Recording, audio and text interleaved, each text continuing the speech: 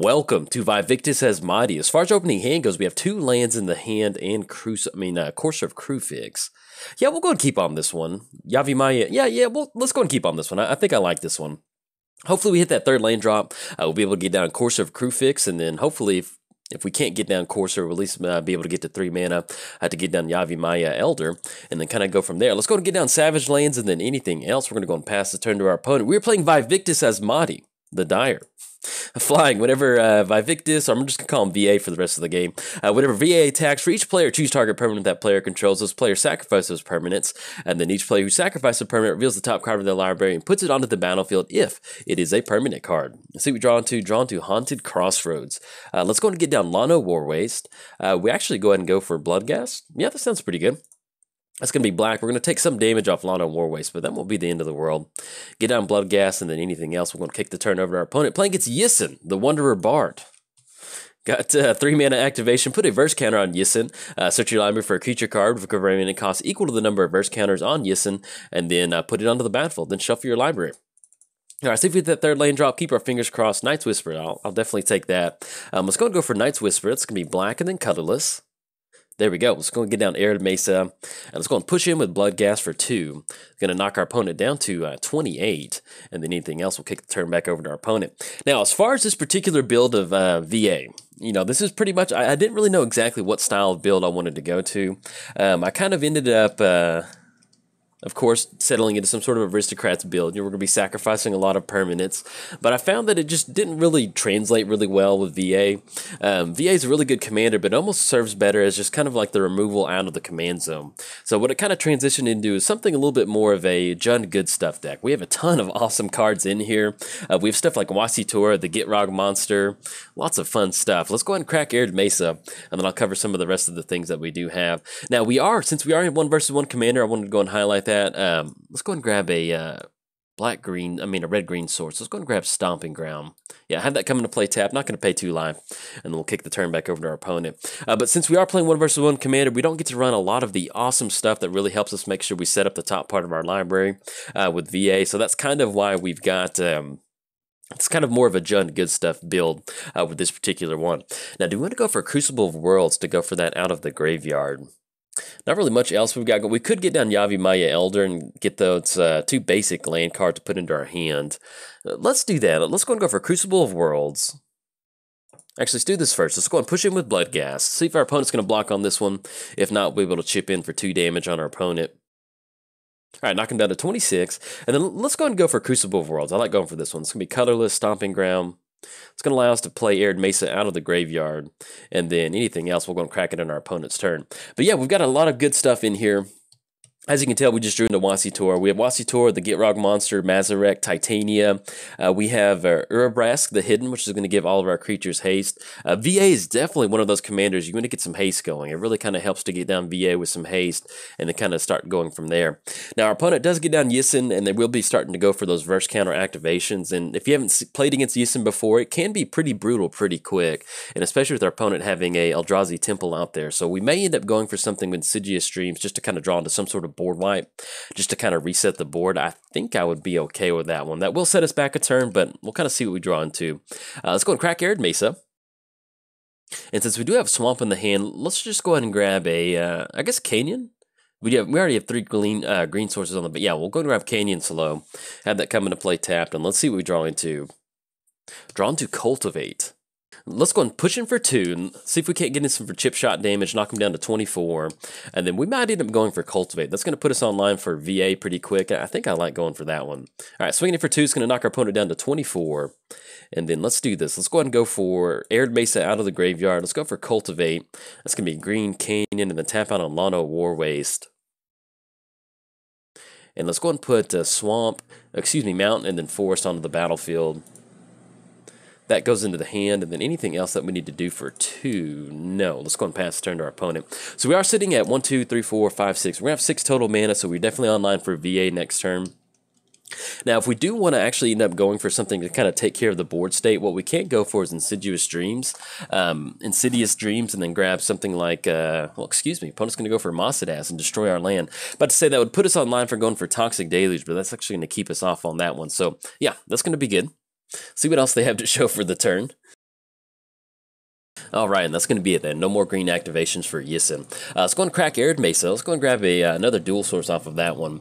Let's go and grab, I guess, Smoldering Marsh. Yeah, that's fine. Grab that one, have it come into play, and they'll be able to get the land drop down. And I'm thinking we might probably end up going for VA on this one since our opponent did blow our land. Ooh, drawn to Pulse. I actually kind of like that. Okay, let's do this again. So let's swing it with Bloodghast for 2.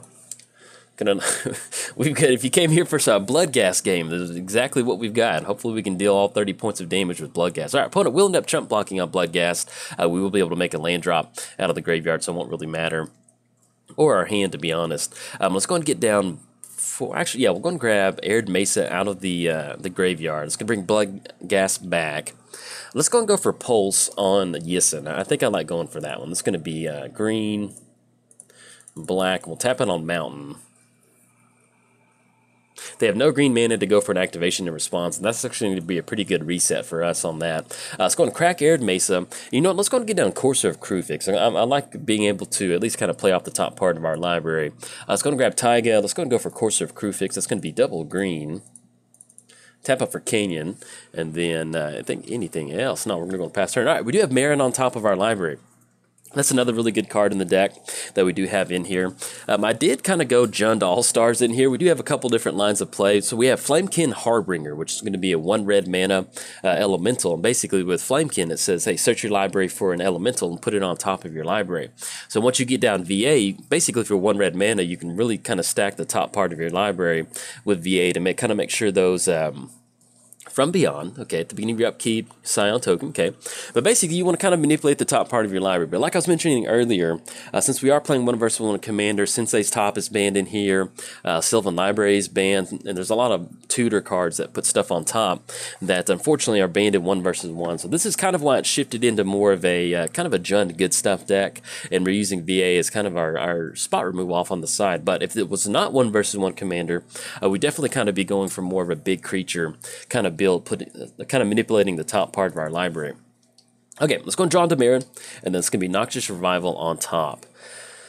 Do we want to draw into that one? You know, let's go ahead and get down VA, and I really do like having access to Noxious Revival. That kind of keeps us online for Pulse if we need to take care of something else. Yeah, let's do that. Let's go and push in with the crew. That's going to be 4 coming across. It's going to knock them down to 20. And let's go and get the land. Let's go and go for... we'll have Savage Lands come into play tapped. We're going to gain 1 life off of that one. And let's go and get down VA. That's going to be colorless, red, black, and then tap out for one of those being green. All right. And then anything else, we're going to go and pass the turn to our opponent. But pretty much one of the core things you want in your VA deck is you really want to have at least some sort of redundancy on your side. So let's say that we do swing in with VA. We're going to sacrifice Bloodghast. We just simply make a land drop. We're going to be able to bring that creature back out of the graveyard and basically kind of get ahead on resources on our opponent. Now let's say we don't have a ton of creatures on the battlefield. You can see that we're playing Crucible of Worlds. So that way if we need to sacrifice a land or something like that, we can still kind of play it out of the graveyard. You basically want to be able to kind of have some of these VA triggers kind of be really, really one-sided if you can help it. Opponent's going to go for Cage Sun. So that'll definitely be something that we'll probably want to target with VA, getting rid of that one, and we'll also be able to choose Bloodghast to kind of send it back out of the graveyard. Alright, so we're going to draw into Noxious Revival, see what's on top, Bloodstained Mire, and you know what, let's go and do this. Let's go ahead and let's get down Bloodstained Mire. We'll see what's on top of our library. That's going to be Lightning Greaves. I think, do we want Lightning Greaves in this particular matchup? We'll be able to put it onto the battlefield. That'll protect VA. It'll be a little bit too late for Wasitora, but I really do like, actually, I think I do like that. So let's do this. Let's go and push across on this one. And then we're going to send in Bloodghast, Courser of Crufix, so we're going to send in VA too. And the good thing about VA is this is an attack trigger. So let's go and choose Cage Sun, and then we're going to go ahead and choose, I guess at this point, we'll just go and choose a land. I kind of like leaving Bloodghast to bring it back out of the graveyard. I want to try to get in as much damage as possible on this one. So now we could go for Dreams if we wanted to set the top part of our library up, but I'm okay with this particular line of play, getting Lightning Greaves down. All right, so we're going to swing across. It's going to be actually 10 coming across. Let's see if our opponent's going to offer up any blocks on this one. All right, Base of Ith on VA, okay. That's going to knock them down to 16. And let's go ahead and get down Wasitora. I like that. It's going to be 1, 2, 3, 4, 5. With Wasitora on the battlefield, it's really going to provide some a lot of pressure on our opponent. Let's go and shift Lightning Greaves over onto Wasitora. And now what we can do next turn is we can either have Wasitora swing in to kind of get around that Maze of Ith, or simply having VA swinging in is going to allow us, basically, as long as we have some sort of threat swinging in on our opponent. Anything else, we're going to go and pass turn to our opponent. We're also running Generator Servant in here. You can see that on top of our library. I always love running decks that you can run Generator Servant in there. It's such a really nice effect, and the fact that it does give it haste, it's definitely what really works with the VA on this one, especially if you're just dumping creatures into the graveyard or bringing them back, kind of however you want to do that. We do have a very small reanimator package in here, stuff like reanimate and animate dead. So, you know, using something like Generator Servant twice in a turn, really not that far-fetched. All right, opponent's going to be swinging in for 2. They do have Death Touch off Bow of, they do have Death Touch off that, so we're just going to let that come across. It's not the end of the world. It's going to knock us down to 22. And do we want Generator on Servant on top? Let's do this. Let's go ahead and crack Bloodstained Mire. And let's go ahead and grab another green-black. So let's go ahead and grab Overgrown Tomb. Have that come into play. Not going to pay 2 life on this one. Nope.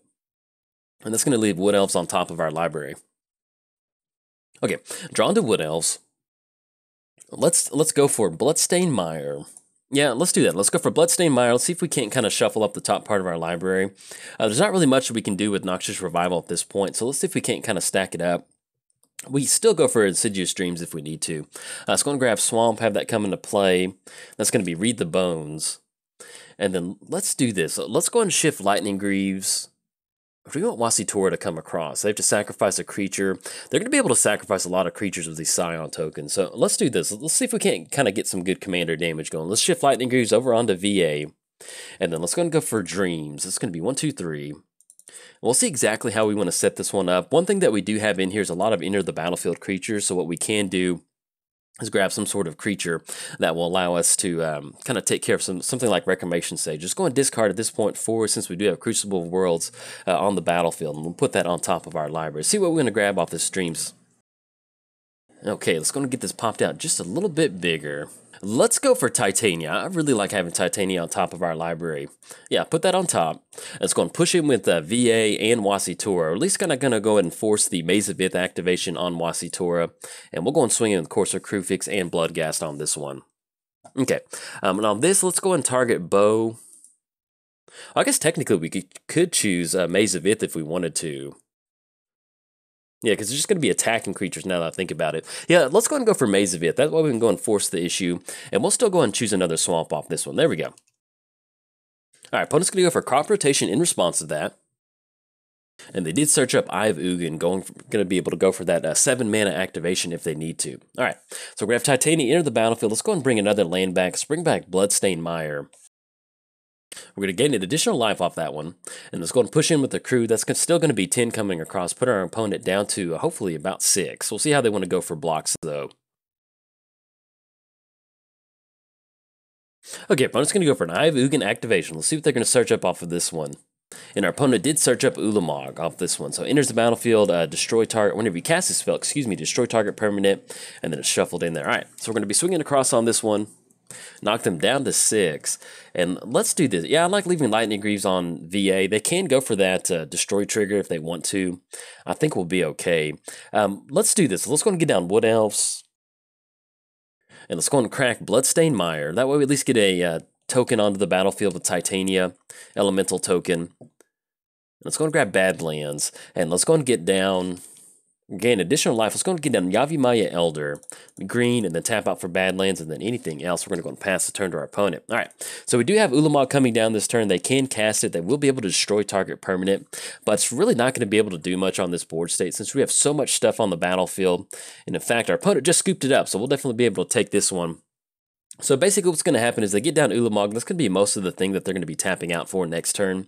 And, well, there we go. It finally pops up. But yeah, so we have Wasitora in the air. They no longer have Maze of Ith earlier. We probably could have gone for Maze of Ith earlier, but I'll be honest, I was kind of wrapped up in commentary and looking at the deck list, and I forgot it was out there the first time we kind of swung in with VA. But you can definitely see how potent it is, simply just getting down a lot of value stuff. You know, there are some games where we don't get down VA, but there's also some times where we can get on the battlefield and really kind of, once we have our board state established, we can use VA as another way to kind of help us push the game into our favor and beat something like an Ulamog coming down off of that. So anyways, if you enjoyed the video, like and subscribe. Thanks. Bye. Thank you for watching the video. If you enjoyed the video, make sure to smash that like button. Subscribe to the channel for more awesome MTG content just like this. And make sure to tap the bell icon to be notified whenever a video is made live. If you want to keep watching content, here are 2 more videos for you. This video and many others are sponsored by MTGO Traders and Cape Fear Games. Buy and sell digital singles to build your online collection today with MTGO Traders, and get your paper singles, accessories, and much more from Cape Fear Games. Whatever your Magic needs, both places have you covered.